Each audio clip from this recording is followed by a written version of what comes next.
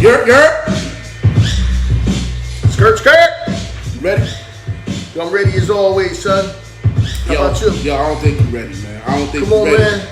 Yo, let's get the ducats, son. I don't think you ready. Let's get the man. ducats, son. I don't think you ready. E. Yo, come on, man. I'm hyped now. I'm hyped now. You know like what? right now. I ain't messing with you, man. You on some funny stuff right now. That boy on some shit. Yes, indeed. That boy is always on that shit. I'm on today, man. I'm ready to talk a little trash today. Get that boy off of that shit. No, man. He needs to be on that shit, man. Once again, this is the bad guy CJ Dub alongside my esteemed colleague, Mr. Facts himself, Brother E. Dale, and this is the discussion with C and E. Take the time and the moment, subscribe to the channel, hit the bell so you get your notifications each and every time we drop some new content. You know,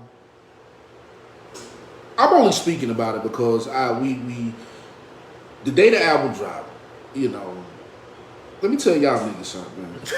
Y'all need to stop y'all shit. Stop y'all shit, y'all. Because really, this is what happens. If you tap into the internet, right? Or social media, before you hear an album. Right.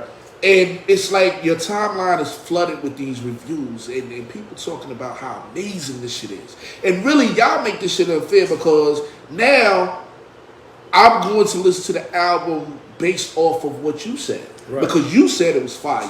Because you said it was amazing. You know what I'm saying?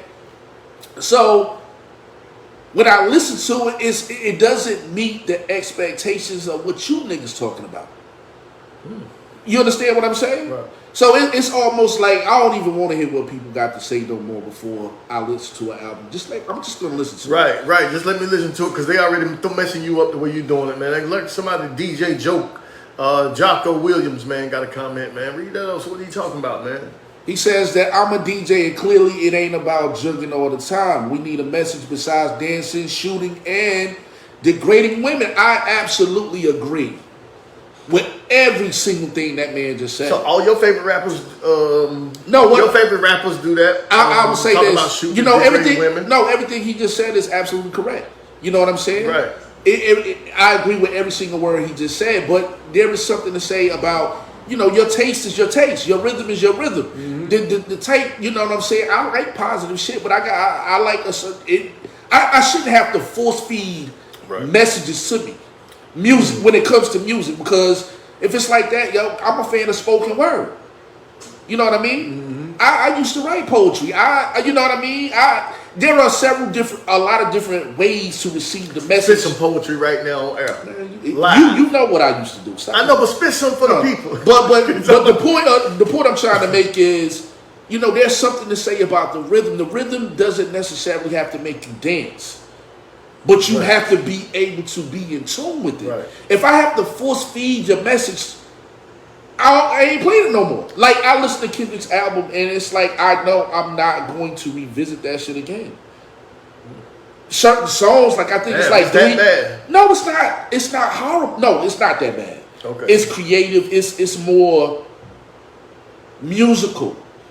Like, when I listen to Kendrick Lamar's album, my takeaway from it is somebody who doesn't even like hip hop could like this album because it's musical. It's you can hear the effort that he put into creating this, but that doesn't necessarily make it tolerable for me.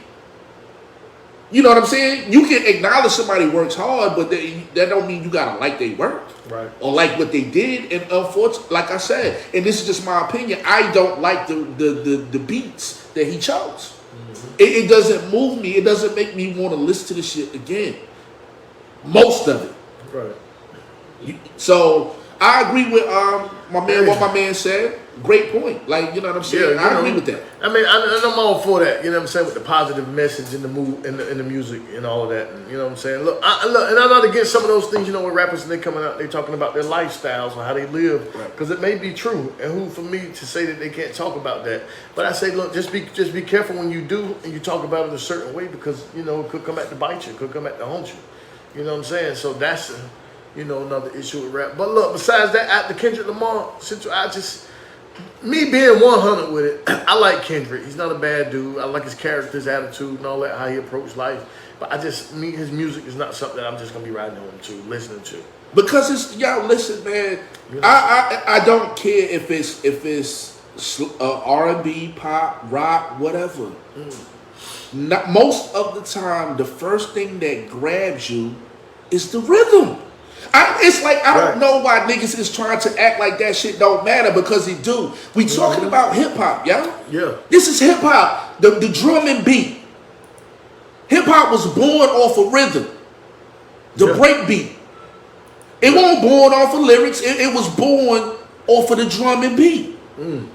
Woo. That's what Kool Herc did. The merry-go-round, nigga. The drum and beat is what got people into hip hop at the rec centers. That did. Lyricism is dope, and I'm all for it, yo. I love dope lyrics. But I'm gonna tell you what I despise. Dope ass lyrics over a whack ass beat. I despise that shit, yo. I hate it. Wow. I hate hearing a rapper that's fire that can't pick beats. Because now I'm not going to fully embrace you.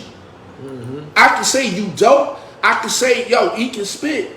But at the end of the day, I don't want to buy your music. Those beats are whack. I don't want to buy your music. Yeah. And I'm not saying that for Kendrick. Obviously, a bunch of people love him because they buy his shit. Well, I mean, a lot of people buy his records, man. His shit is selling, man. But I'm just how much did it do well when Probably. it dropped? I mean, I would say so. I don't know the numbers because I don't, look at shit like that. But from the response I've seen on social media and on, yeah, I would say that shit is definitely streaming well. Okay, well, I mean, look, get your bread up, man. Yeah, it's definitely streaming well. Most definitely. Yeah, get your bread up, man. It's just not for me. It's weirdo shit. Right. I got a theory. I call it the day the nerds took over. What day did that happen? The nerds took over hip hop, yo. When? What day was that? What year? What day? Trying to tell me, because the nerds took over hip hop in 1998. Who was that? The nerds. Most Def? Nah. It's see. When I say the nerds, I'm talking about the people who began to write the narrative about hip hop. In the early days, everybody who was affiliated with hip hop came from hip hop culture. Okay. They were at the at the parties in the early days, the park jams. You're right. Like I'm talking about everybody from DJs to, I agree. the people who wrote about it and everything. Right. Then it got to a point where those people, aged out, started branching off and doing other things. So now the kids that was graduating from colleges with the college degrees and in journalism and shit like that, they began writing and telling me what the fuck my culture is. Okay. Not to say that all of them, it is what it is, man, but it shifted the narrative of what the culture is, where it needs to be more people that actually come from the cloth to speak on the culture. But unfortunately, you got a bunch of people that like, take Vlad for example. And there's nothing against Vlad. Vlad runs YouTube. Vlad media outlet is probably the biggest thing on that shit. But I heard Vlad yesterday talk about, he compared James Brown to Kodak fucking Black, man. What?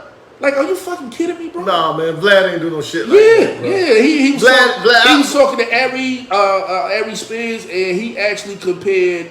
He said Kodak Black is the James Brown of this new hip hop generation. How so though? I mean, like, what was his reasoning for comparing it? Was it the music? Was it dancing? I mean, I don't know. James Brown was a different dude. It immediately turned me off. So you know what I'm saying. I didn't even stay tuned with it. But the point I'm trying to make is me bringing that up is the narrative. You know what I'm saying? These are the people that write the narrative of what it is. It's like if they say Kendrick is the hip hop savior, then guess what he's gonna be? The hip hop savior. He's gonna be hip hop savior. And it doesn't matter if the people that's from the cloth think he's hip hop savior or not.